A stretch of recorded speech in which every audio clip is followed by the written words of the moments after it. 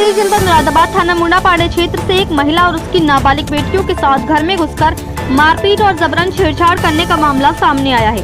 दरअसल आपको बता दें कि प्रार्थनी महिला के पड़ोस का बिलाल और उसके परिवार वाले प्रार्थनी से रंजिश रखते हैं और आए दिन उससे मारपीट करते रहते हैं। आरोप है कि जब प्रार्थनी अपने बच्चों के साथ घर पर अकेली थी तो मौका देखकर उक्त बिलाल, उसके भाई फहीम व कादिर एक राय होकर लाठी डंडे लेकर अभद्रता करते हुए प्रार्थनी के घर में घुस आए, जिसकी एक वीडियो भी तेजी के साथ वायरल हो रही है, जिसमें आप देख सकते हो कि किस तरह से प्रार्थनी के साथ लाठी डंडों से उक्त आरोपी मारपीट करते नजर आ रही हैं और उक्त प्रार्थनी खून से लहूलुहान हो चुकी है और बेहोश हो गई है। लेकिन उसके बावजूद भी आरोपी अपनी दबंगई दिखा रही हैं और उसके साथ बेरहमी से मारपीट किए जा रही हैं, जिससे पूरे मोहल्ले में दहशत और भगदड़ मच गई।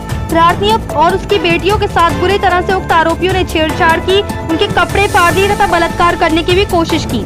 आरोप है कि प्रार्थनी महिला की दोनों नाबालिग बेटियों के भी उक्त आरोपियों ने कपड़े फाड़ दिए तथा उनके प्राइवेट पार्ट के साथ भी छेड़छाड़ और अश्लील हरकतें की, जिसका विरोध करने पर उक्त आरोपियों ने बुरी तरह से मारपीट की, जिससे प्रार्थनी और उसके दोनों पुत्रियों के शरीर में खुली व गुम चोटें आई हैं। वहीं जब प्रार्थनी ने शोर मचाया तो गांव के काफी लोग आ गए, जिन्होंने प्रार्थनी और उनकी पुत्रियों को बचाया, नहीं तो उक्त आरोपी कुछ भी कर सकते थे।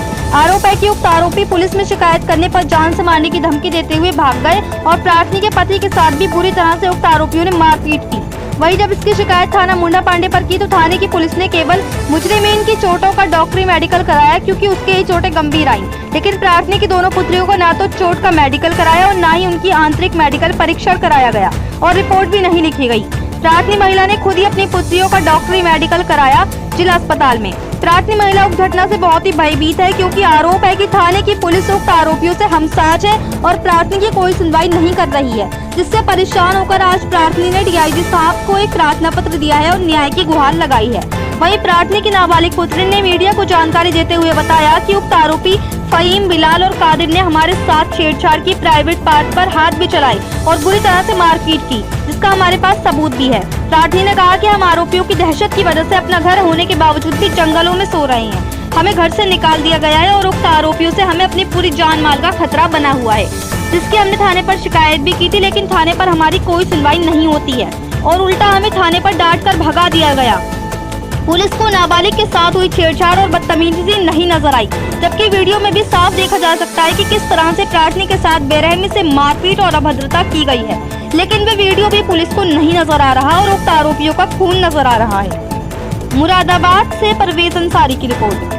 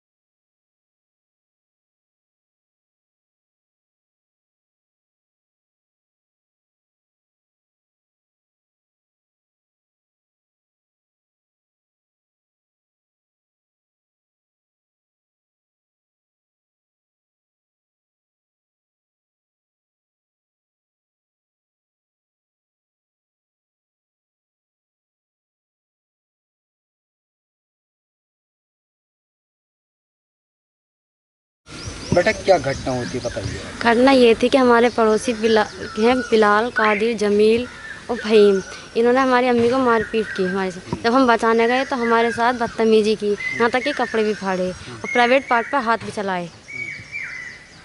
फिर आगे बहुत हाथापाई हुई। फिर हम थाना मुंडे पांडे रिपोर्ट कराने गए, वहाँ हमारी कोई सुनवाई नहीं हुई और हम चाहते हैं हमारे साथ जल्दी जल्दी सुनवाई की जाए। तो क्यों ना सुनना, थाने पर गई थी आपने बताया नहीं? सुनवाई ये हुई कि उनके भाई की चोट लग गई थी, बस उन्हें उनका खून दिखाई दे रहा है, हमारे साथ की हुई बदतमीजी दिखाई नहीं दे रही, जबकि हमारे पास वीडियो भी है, हर चीज़ है। कैसे आप बता रही थी अभी हमको कुछ हुआ क्या बताओ? प्राइवेट पार्ट पर हाथ चलाए थे उन्होंने। कितने चलाए थे? वो हैं बिलाल, कादिर, फहीम, तीनों थे, भाई थे ये। क्या घटना हुई थी बेटा बताइए। हमारी अम्मी को मारने के लिए आए थे, घर में मार कर डाल गए थे, हमारे साथ में बदतमीजी की थी। क्या बदतमीजी करी थी? प्राइवेट में हाथ डाल कर कपड़े फाड़े थे, सब में निशान विशान नखून पखून हमारे पास सब हैंगे जी। बहुत बदतमीजी की थी, उल्टे सीधे हाथ चलाए थे। कौन कौन लोग हैं? फहीम, हमारे पड़ोसी में फहीम, बिलाल, कादिर, ये 3 भाई हैं। इन्होंने चलाए प्राइवेट में हाथ, उल्टे सीधे हाथ मार रहे थे, ये नहीं देख रहे थे कहाँ लग रहा है कहाँ नहीं। हमारे पास सब सबूत हैगा। अब आप कहाँ पर सो रहे हैं? हम जंगलों में सो रहे हैं, हमें घर से निकाल दिया है। तुम्हारा घर होता साथ है फिर भी निकल दिया? जी हाँ, हमारा घर होते साथ हमें घर से निकाल दिया। हम क्या कर रहे हैं, हमें इंसाफ मिलना चाहिए। अब आप किससे मिलने? हमारी जान को खतरा है, हम DIG साहब से मिलने के लिए आए। तो आपका घर होता साथ है, क्यों ना सो पा रही है? हमारी जान को खतरा है, किससे खतरा है? बिलाल से, फहीम से, कादिर से। जब आपका कपड़ा वगैरह की सारी चीज़ें फाड़ी थी, प्राइवेट कुछ हुआ तो आपने जाके थाने पर नहीं किया था? कहा था हमने, लेकिन वहाँ पर हमारी सुनवाई नहीं हुई। क्या कहता है इसको? डांट के भजा दिया था। क्या कहा था? ये कह दी कि उनका खून निकल आया, तो हमने कही थी कि उनका इतना सारा उनका खून दिख गया, हमारे प्राइवेट पार्ट पर हाथ चलाया, हमारे साथ में गंदी आई कि हमारा ये नहीं दिख रहा, हम नाबालिग हैं। हमारे साथ बहुत गंदी गाय की थी उन्होंने। जी क्या घटना होती बताइए। घटना ये हुई साहब, लड़ाई हुई, पहले मारपीट करके और मेरे घर में डाल गए। उसके बाद जब मेरी बेटियाँ आई तो मेरी बेटी के साथ उन्होंने हाथापाई करी, उनके प्राइवेट पे हाथ डाले, कपड़े सब चीड़ फाड़ कर दिए।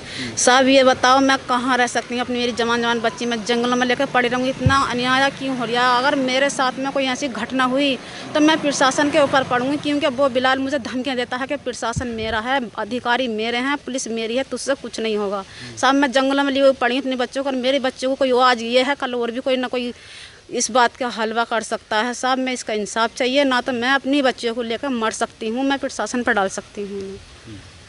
मैं ये चाहती हूँ ना तो मुझे इससे बहुत जल्दी से जल्द मेरी सुनवाई हो जाए और मुझे इंसाफ मिल जाए। मैं थाने पर गई थी, मुझे थाने पे ये जवाब मिला कि उसके भाई का खून बह रहा है, तुम्हारी कोई चोट नहीं है। साहब उन्होंने कोई मेरी सुनवाई नहीं करी। तो तुमने बताया नहीं ये मेरी बेटी? बताया मैंने सब कुछ, के मेरी बेटियों को देख लो, उन्होंने डपटी मार मार के, और लोंडियों की चोट तक की नहीं देखी। उन्होंने साहब पीछे हमारी रिपोर्ट कुछ लिखी कुछ ना लिखी, उन्होंने हमें वहाँ से फरार कर दिया। तो तुमने बताया नहीं इस बात को? दोनों बेटियों का कपड़ा फाड़ दिया? साहब बोला था, वो नहीं सुनने के लिए तैयार थे इस बात को। वो खाली फहीम का खून देख कर ही उसकी ही बात रख रहे थे सब कुछ। वो कह रहे हैं कि तुम्हारा कुछ नहीं है, पुलिस मेरी है, अधिकारी लोग मेरे हैं, प्रशासन मेरा है। साहब सबका अगर इसका इंसाफ मिलना चाहिए जल्द से जल्द तो सही है, ना तो मुझे खतरा है, मेरी जान को भी, मेरे बच्चों की जान को भी खतरा है।